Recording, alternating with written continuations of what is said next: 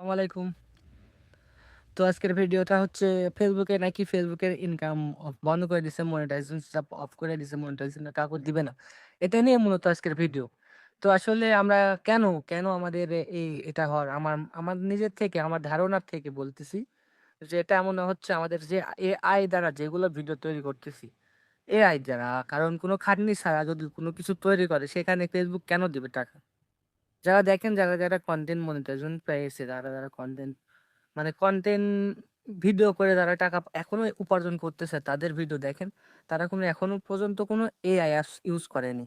কারণ ফেসবুক এটা সাজেস্ট করবে না। তো যারা এআই অ্যাপস দিয়ে কোনো ভিডিও আপলোড করবেন ফেসবুকে, সেটা থেকে ইনকাম করার চিন্তা ভাবনা করা যাবে না। ঠিক আছে?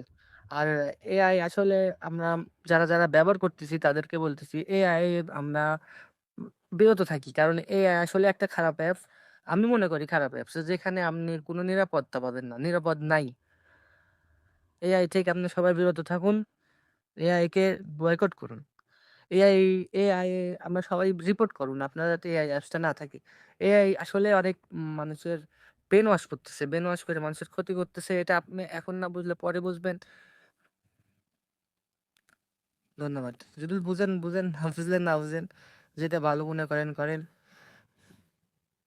এই আমার তরফ থেকে উপদেশ ছিল। যদি শোনেন, শোনেন, না শুনলে না শুনেন। আমার কিছু করার নাই ভাই। আপনি এদেরকে বলার দরকার ছিল, আমি বলে দিছি। এআই এর থেকে বিরত থাকুন। নিজে কিছু করুন, নিজে কিছু কনটেন্ট মানুষকে উপভোগ করতে দেন, তাহলে নিজে কিছু পাবেন। এআই এর মাধ্যমে যদি কিছু দেন তাহলে আপনি কোনোদিনও কনটেন্ট মনিটাইজেশন সেটা পাবেন না। যদিও কনটেন্ট মনিটাইজেশন দেয় আর দিচ্ছে না যাদা মানে অফ করে রাখছে, দিবে না আর ভাবছে ফেসবুক। যে আসলে মানুষ যদি বসে থেকে কোনো কিছু না করে যদি আমরা তাদের টাকা দিই তাহলে কেমন হয়? তো তার জন্য আর কনটেন্ট মনিটাইজেশন দিবে না। সবাই ভালো থাকুন। ধন্যবাদ।